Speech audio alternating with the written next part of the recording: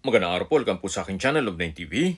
Patalasasan po, meron po ba kayong mga properties na napapabayaan or non-performing assets?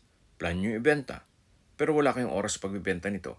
Kung ito'y pagkakatiwala nyo po sa amin, tawag lang po kayo sa aking numero, usap po tayo, gawan ko po ng video for free. Yes, libre po, wala po kayong babayaran. Tutulungan pa namin kayong mabenta ang inyong property. Kami na po bala sa marketing, sa boosting or paid ads.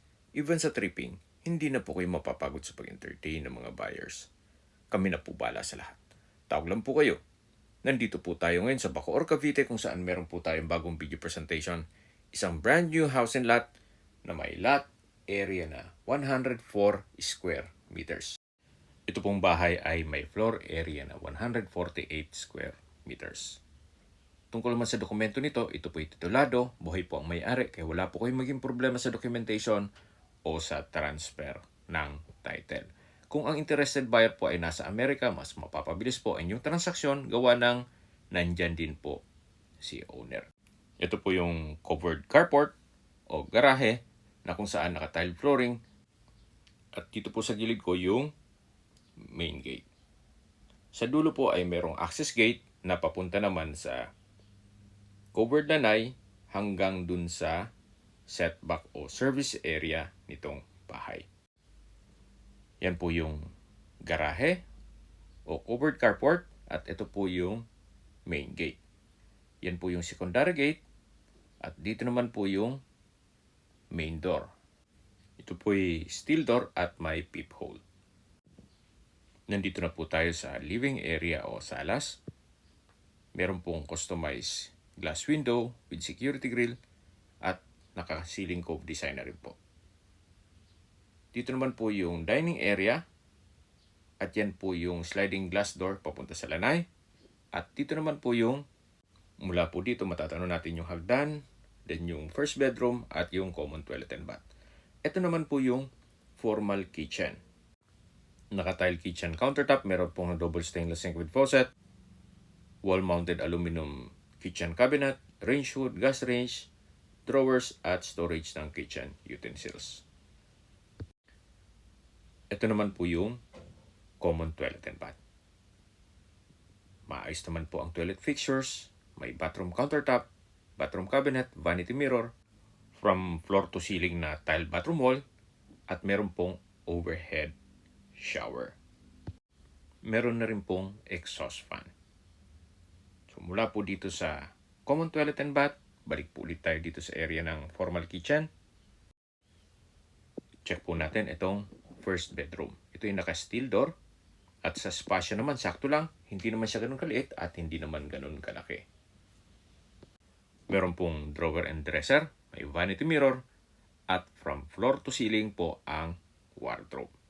Naka-tile bathroom wall na rin po ito. Kung meron po kayong PWD or senior citizen sa pamilya, ito po yung para sa kanila. Or kung wala naman, pwede rin po itong maging maid's room. Yan po ulit yung formal kitchen. At dito naman yung dining area. At dito po sa dulo yung living area na napakalaki po ng espasyo at yung main door. Dito naman po yung sliding glass door na papunta dito sa covered lanay. Then pag dumiretso po sa dulo ay dito naman yung service area na kung saan meron po itong countertop, tiled sink and faucet. Sa dulo po ay may pwesto ng washing machine. Yan po yung likod ng bahay at spandrel po ang outdoor ceiling. Yung nakikita nyo pong steel gate, ayan yung papunta sa garahe. Balik po ulit tayo dito sa loob. So ito po yung dining area. At dito po sa katabi ng hagdan ay meron pong storage. Samahan niyo po ako, akyat po tayo. Meron po itong staircase window. Then pulido po ang pagkapintura dito sa staircase wall. At dito na po tayo sa family area. Malaki naman po ang espasyo nito. Yan po yung mga kwarto. At meron pong outlet sa gilid, meron pong glass window, at yan po yung hagdan na kung saan dyan tayo galing kanina. Check po muna natin itong first bedroom dito sa second floor. Ito yung naka steel door, meron pong drawer and dresser, vanity mirror, center lamp, tile flooring, meron pong mga outlet sa gilid nito. Meron na rin pong malaking glass window with security grill. At hanggang dito po ang wardrobe.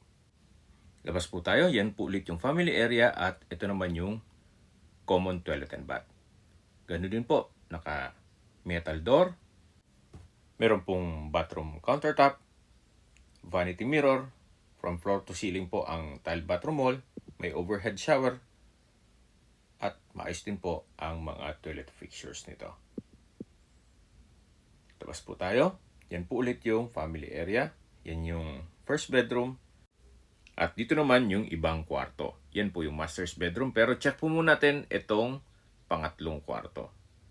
Na kung saan sa spasyo malaki. Meron pong dalawang sliding glass window with security grill. Meron din pong wardrobe. May drawer and dresser. At vanity mirror. Naka-tile flooring na rin po ito. At steel door. So labas po ulit tayo. Ito yung family area. Then yung hagdan. Yung access door papunta sa terrace. At dito na po tayo sa master's bedroom. Malaki po ang espasyo nito. Naka-ceiling cove design. Center lamp. Meron pong wall-mounted rack. May drawer. Then dresser. Vanity mirror. Pin lamps. At meron pong access door papunta dito sa balkonahe o terrace. Ito po yung nakatubular railing. Yan po yung sliding glass window nung third bedroom. At ang terrace po ay hanggang dun sa dulo. Meron pong access door dito na papunta naman sa family area. At dito naman po sa dulo ay matatanaw naman yung sa may service area. Ito po yung side view ng bahay. Naka-spandrel na rin po ang outdoor ceiling. Yan po yung sliding glass window ng third bedroom. Kaya meron pong natural ventilation. Babalik po ulit tayo dito sa harapan ng balkonahe o terrace. At yan po yung sliding glass door. Ito po naman ang inyong magiging kapitbahay once na makuha nyo ito. Napakatahimik po ng lugar. At malapit po sa lahat. Balik po ulit tayo dito sa loob. Tunghayan nyo po itong master's bedroom. From floor to ceiling po ang wardrobe. At meron din po itong sariling toilet and bath na kung saan ito'y naka-metal door na rin po. May water closet with bidet, bathroom countertop, vanity mirror, at dito naman po yung shower area. May overhead shower, at naka-tile bathroom wall. Meron din pong exhaust fan. Tunghayan nyo po ulit itong master's bedroom bago tayo lumabas. Dito po ulit tayo sa may family area kung saan ito po yung tinutukoy ko kanina na access door na papunta dito sa dulong parte ng balkonahe. At dyan na po tayo galing kanina. Habang naglilibot po tayo at pinagmamasdan niyo po itong kapaligiran nitong property, pag-usapan na natin ang distance, location at travel time. Meron po itong dalawang entry at exit points. Ang isang entry point ay Tirona Highway at ang second entry point ay Aguinaldo Highway. Sa Tirona Highway po ay may distance na 2.1 kilometers at ang travel time is 8 minutes. Sa Aguinaldo Highway naman po ay meron pong distance na 2.8 kilometers at ang travel time is 11 minutes. Mula naman sa Lumina Point Mall, ang distance is 3.2 kilometers at ang travel time is 13 minutes. Mula naman po sa Cavite State University, Imus Campus, ang distance is 3.4 kilometers at ang travel time is 13 minutes. Mula naman po sa SM Bacoor, ang distance is 8.9 kilometers at ang travel time is 28 minutes. Meron din pong dalawang hospital na malapit dito sa property.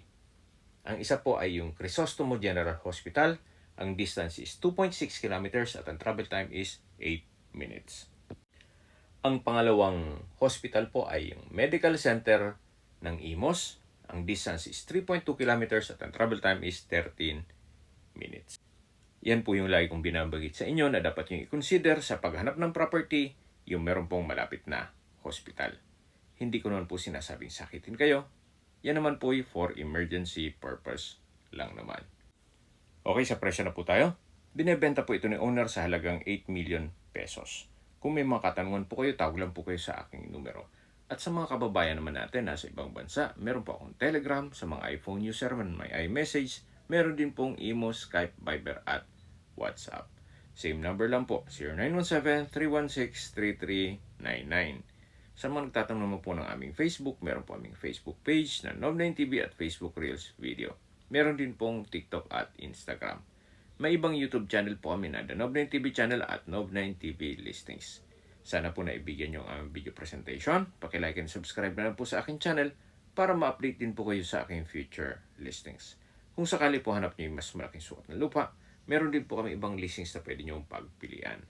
Huwag po kayong mag-atubiling tumawag sa amin, then let us know your budget para malaman namin kung anong property pwede naming i-alok sa inyo. Sa lahat pong viewers, subscriber at nagtiwala po sa amin, salamat po sa suporta. Ingat po kayo lagi at yung pamilya.